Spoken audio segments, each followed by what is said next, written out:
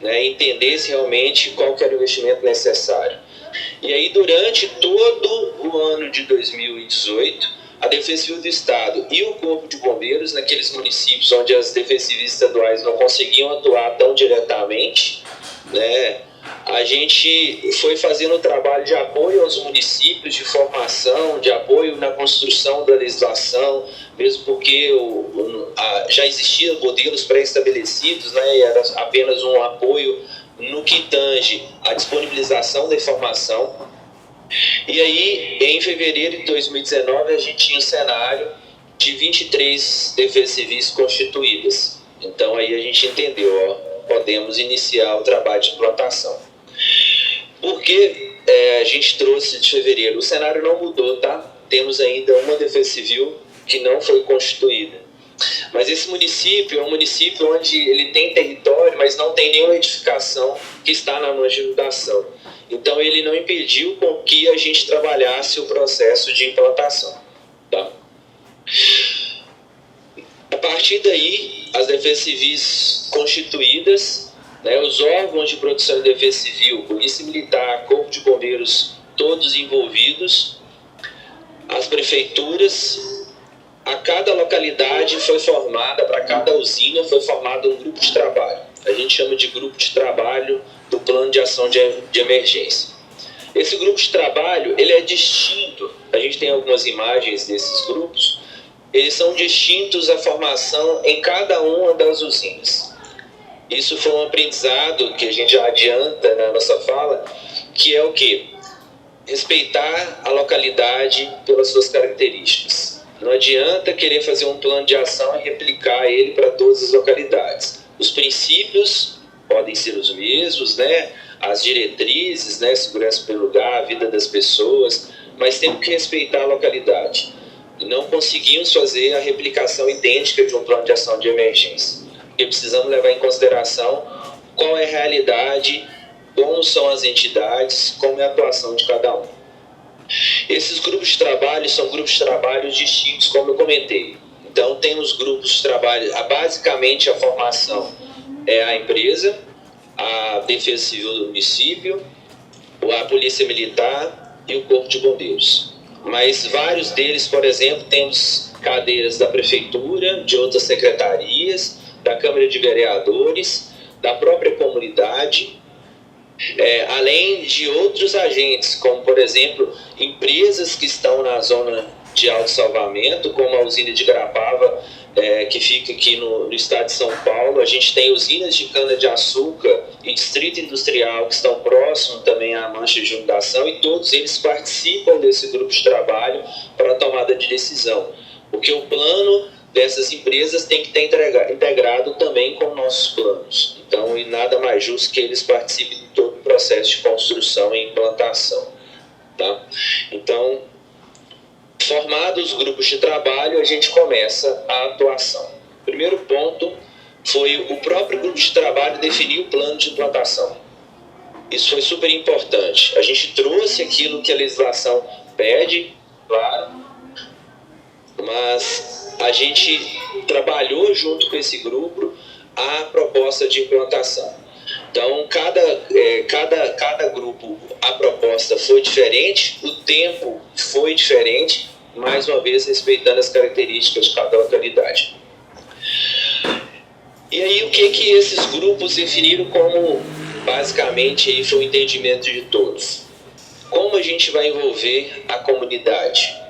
Como nós vamos iniciar um processo de implantação se a comunidade ainda não entende o que está acontecendo? Principalmente que a gente vinha de um rompimento de uma barragem em 2015 e vivenciamos um rompimento de barragem em 2019, no início de 2019, quando iríamos iniciar o processo de implantação.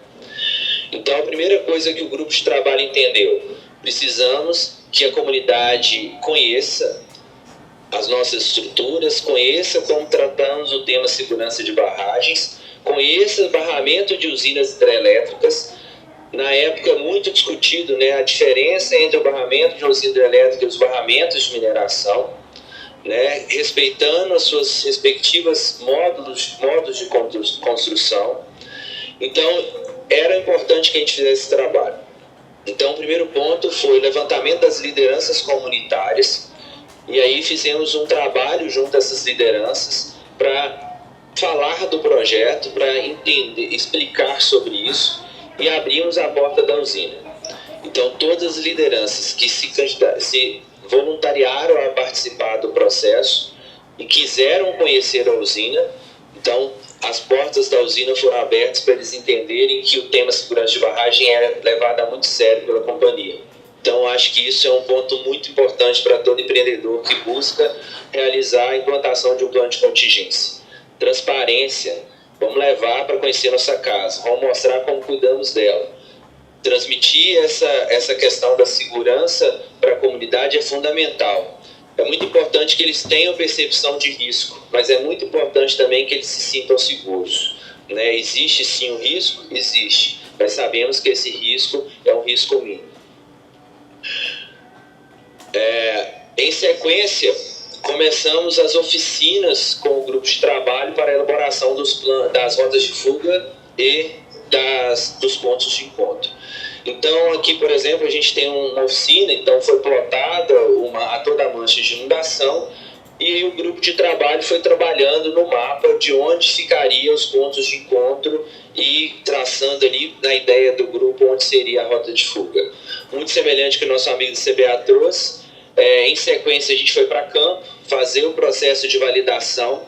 Esse processo de validação passou contamos principalmente com a ajuda do Corpo de Bombeiros, né, para fazer essa avaliação pela própria atuação e essência das competências. E aí, uma vez validado, a gente voltou para as lideranças que se predispuseram a trabalhar e fizemos um processo junto a essas lideranças. Para nossa surpresa, tivemos muitas alterações nas rotas de fuga, porque quem vive ali no dia a dia é que sabe realmente qual é o melhor ou mais curto trajeto até aquele ponto de encontro. Então, várias situações de ruas que, por exemplo, em época de chuva passava o processo de inundação, e era um caminho que a gente colocava inicialmente para percorrer até o ponto de encontro. Então, envolver as lideranças nesse momento e a comunidade foi muito importante para a gente ter um produto um pouco mais assertivo. Em sequência, a gente levou essas rotas de fuga para reuniões também com a comunidade. Esse aqui é um exemplo do nosso mapa, que a gente trabalha, claro que aqui está bem reduzido, mas a gente trabalha, aqui em vermelho a gente tem a nossa mancha de inundação, a gente tem aqui os pontos de encontros devidamente identificados e qual que é o caminho aí por causa da própria localidade. E dois pontos que a gente entendeu como super importantes. Primeiro, os dados da população referente àqueles pontos de encontro. Então, já tem referente a cada ponto de encontro, qual a população dividida aí entre homens, mulheres, crianças, idosos, que devem estar em cada ponto de encontro, até mesmo para uma possível conferência numa situação de emergência. Tá? Isso vai muito de encontro ao processo de cadastramento, tá? Eu vou falar um pouco sobre ele, mas a gente, após o processo de cadastramento, a gente traz essas informações para o mapa. E uma outra questão esse processo não é só da aliança, esse processo é do grupo de trabalho, que automaticamente é o que o tenente falou mais cedo, que a Defesa Civil somos todos nós. Todos os envolvidos, a gente assinou os mapas e todas as alterações são de comum acordo entre todos os agentes envolvidos. Participação da comunidade vem em sequência, né? A gente já iniciou com as lideranças, mas precisávamos ser mais abrangentes. Precisávamos buscar uma amplitude maior para a comunidade. Então, a gente fizemos reuniões setoriais. Então, alguns lugares são mais simples por uma população reduzida, outros um pouco mais desafiador, como a usina de Aimorés, por exemplo, que a gente tem uma população de 12 mil pessoas aproximadamente na mancha de inundação. Então, a gente teve que setorizar e programar todas as reuniões em conjunto com o grupo de trabalho. Todas as reuniões tivemos a participação das defesas civis, e aqui a gente tem um exemplo, que foi na cidade de Baixo Guandu. Então a gente tem o coordenador da Defesa Civil Municipal eu representando a Defesa Civil do Estado do Espírito Santo. Então, nesse momento era um momento onde falaríamos do projeto, falaríamos do processo de cadastramento, falaríamos de como seriam tratados o processo de implantação da sinalização. Essa é uma primeira ação. Claro que antes de cada uma dessas ações é importante ter um plano de comunicação estruturado para que realmente a informação chegue em tempo aí para a comunidade. E se isso trazendo aí mais um aprendizado, é que para implantar um plano de ação de emergência, para operar um plano de ação de emergência, é fundamental que se tenha um plano de comunicação robusto. Precisamos atuar tanto proativamente no ponto de vista de levar a informação correta, como ser capazes também de bloquear informações incorretas, fake news. A gente trabalha com informação.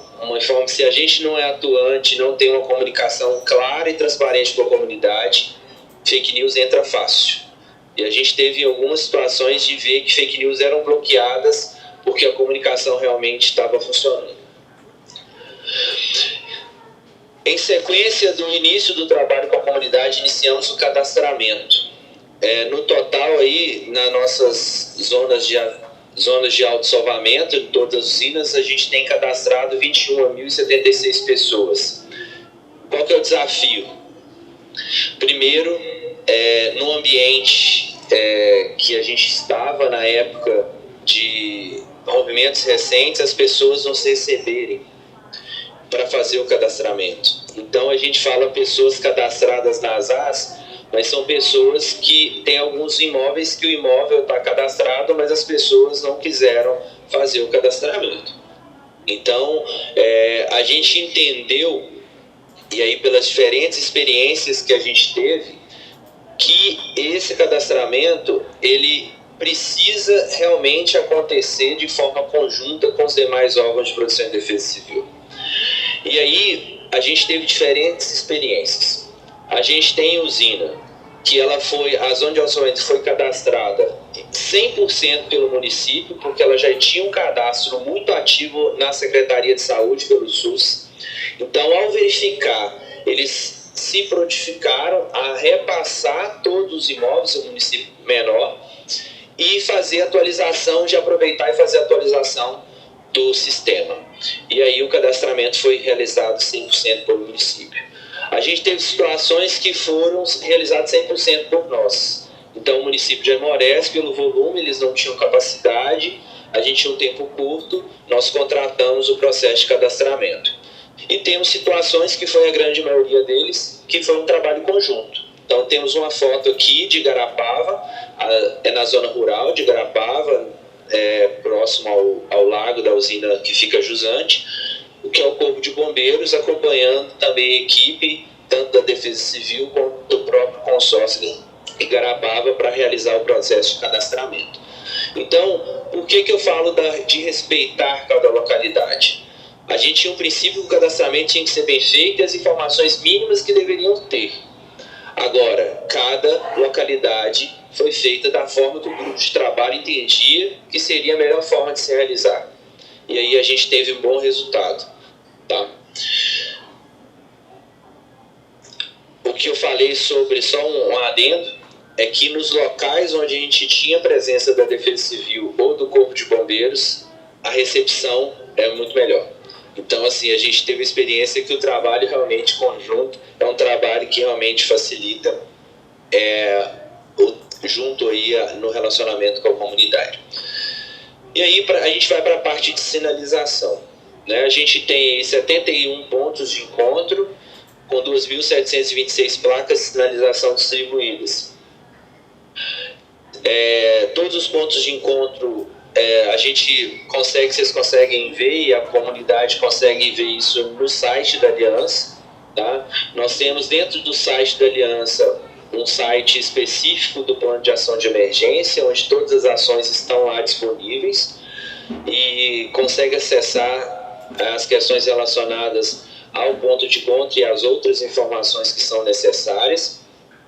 Além disso, aí eu já trago essa questão da operação, que a gente disponibiliza para a comunidade folders com a localidade, com a imagem dos pontos de encontro, né, e como se pode chegar àquele ponto de encontro. Qual que é o desafio desse processo?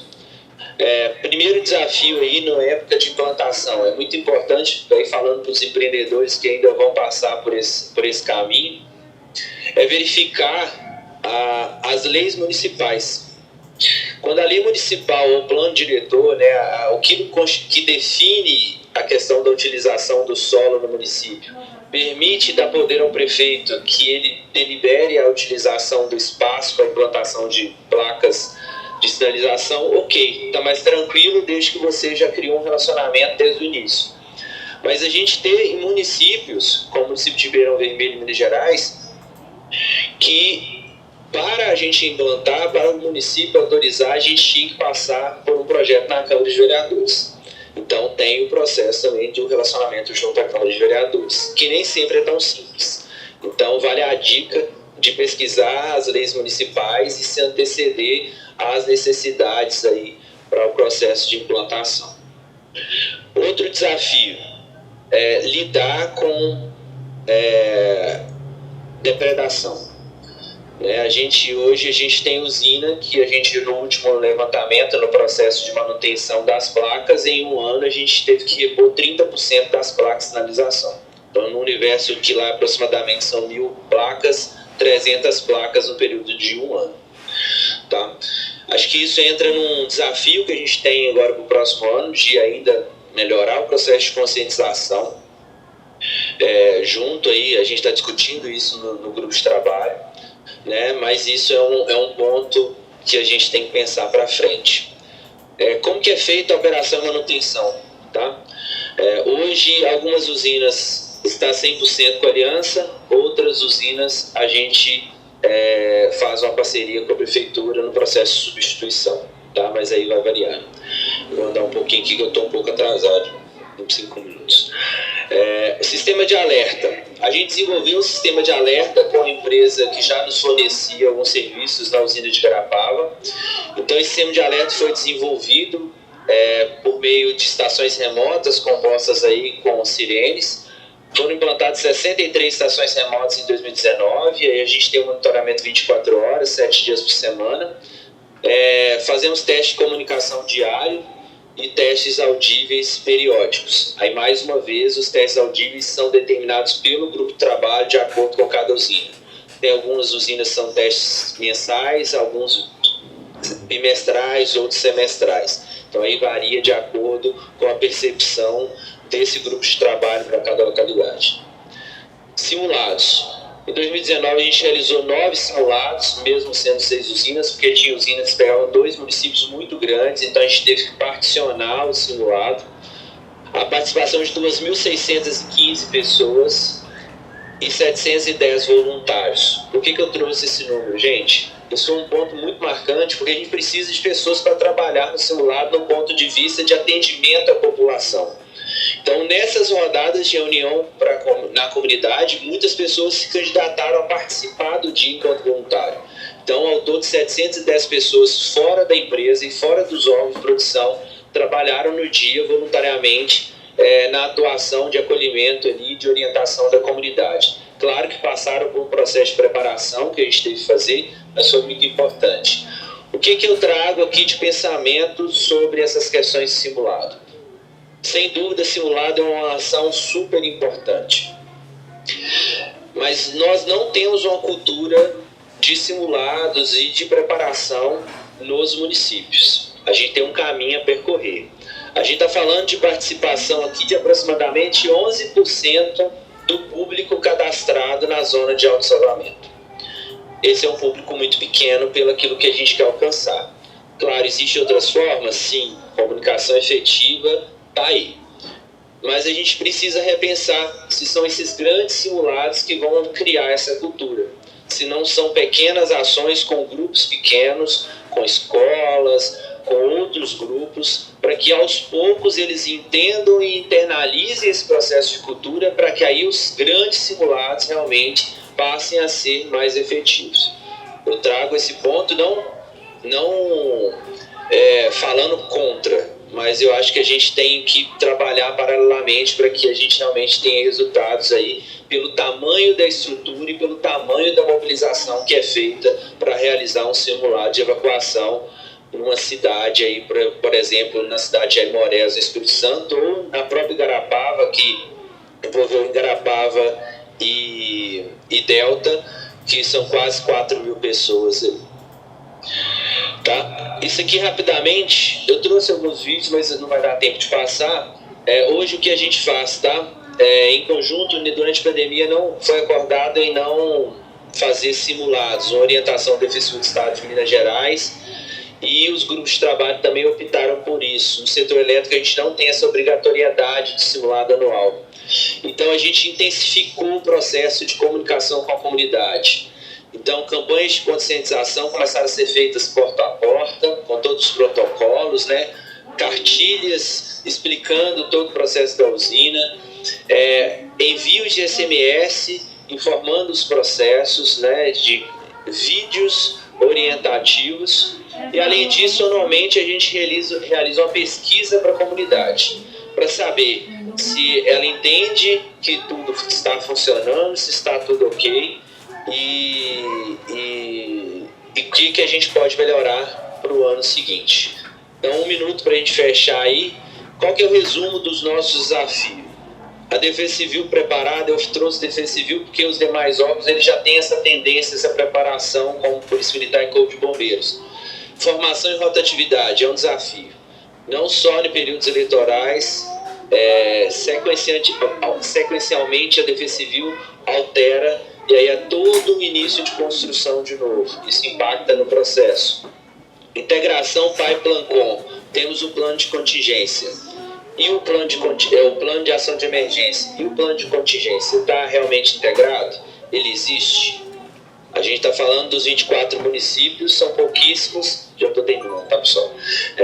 São pouquíssimos que ainda têm plano de contingência. Semana mesmo passada a gente está fazendo um workshop para tentar viabilizar esse processo da construção. População engajada, o tempo vai passando, né? As coisas vão acontecendo, a barragem continua lá, não acontece nada e não vai acontecer nada porque a gente trata do processo de segurança. E aí, como vamos manter a população engajada? Porque a população tende a falar, não aconteceu nada, né? Não vou participar, não vou me envolver. E manter o pai vivo durante os anos, que é essa questão, né?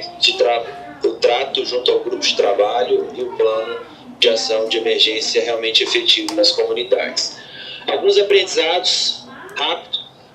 Investimento em segurança de barragem é básico, é princípio. O grande investimento nosso tem que ser em segurança de barragem.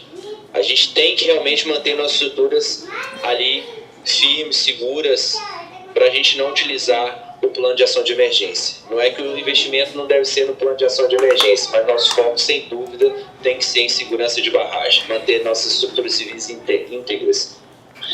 Ter transparência das informações, estabelecer parcerias honestas. O grupo de trabalho feito, cada um sabe seu papel, cada um sabe sua responsabilidade. Né? Francamente, aquilo que eu concordo, não concordo, e vamos resolver, e vamos ser abertos à escuta, e vamos sentir liberdade em falar. Senão, não vai ser uma relação duradoura. E respeitar as responsabilidades e competências, que é muito disso que a gente vai falando. E aí, gente, era isso que eu queria passar para vocês, um pouco da nossa experiência aí, e agradecer mais uma vez o convite. Muito obrigado.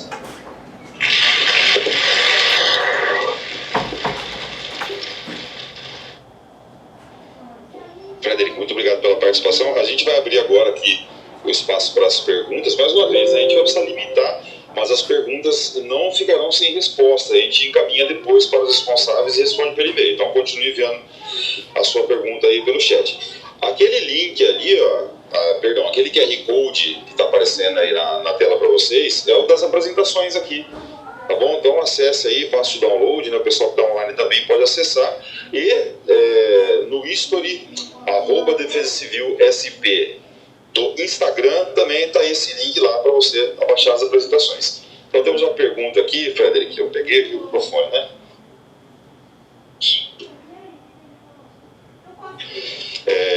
A pergunta da Mariana Santos Teixeira: qual a estrutura e metodologia para manter o PAI ativo e atualizado, com pessoal treinado e interfaces externas em dia.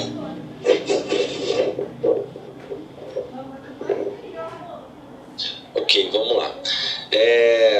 Em relação ao plano de ação de emergência ativo, eu acho que além das empresas, o nosso pensamento sempre é que o PAI precisa estar realmente atendendo a uma situação de emergência, precisa ser atualizado periodicamente, né, e aí atender não só aquilo que a legislação pede, mas exatamente aquilo que a gente tem que fazer para que consigamos responder aí a uma situação de emergência. Tá? Com relação a pessoal treinado, interfaces externas em dia, o que a gente busca é esse trabalho com o grupo de trabalho, né? O grupo de trabalho de implantação do plano de ação de emergência, que hoje é só do plano de ação de emergência.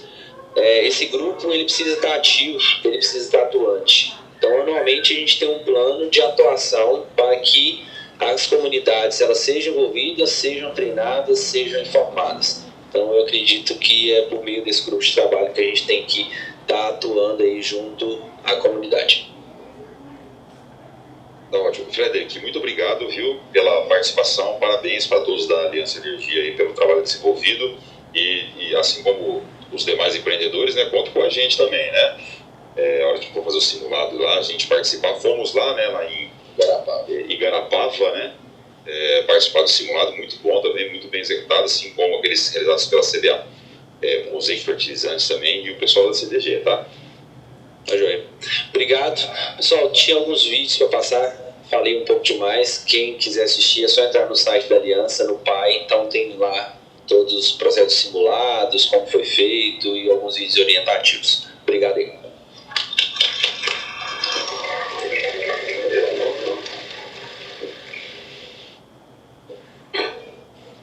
Pessoal, atenção que isso é importante, hein? Eu sou carente, né, meu? Então, assim, eu vou liberar vocês para fazer um intervalo de 10 minutos. É para voltar todo mundo aqui, hein? A gente já mandou um cadeado lá na porta e tudo, né? Ninguém vai conseguir fugir, beleza? O pessoal que tá online aí também, por favor, né? Não deixe que tem mais duas apresentações importantíssimas aqui para fazer. 10 minutinhos de intervalo. A gente vai colocar agora ali, pode mudar, Ellington. A gente vai deixar ali um QR Code da lista de presença, né, da lista de participação. Todos os senhores que preencherem a lista receberão um certificado de participação desse evento, tudo bem? Então acessem a lista de presença, tanto os que estão aqui, né, quanto as pessoas que estão acompanhando o seminário online. Acesse por esse QR Code aí e preencha a sua participação para receber o certificado. Aqui do lado, ó, aquela porta, do lado direito dos senhores, tem um cafezinho ali, é bem simples, mas é de coração, né? Pessoal, 10 minutos, hein? Todos retornem.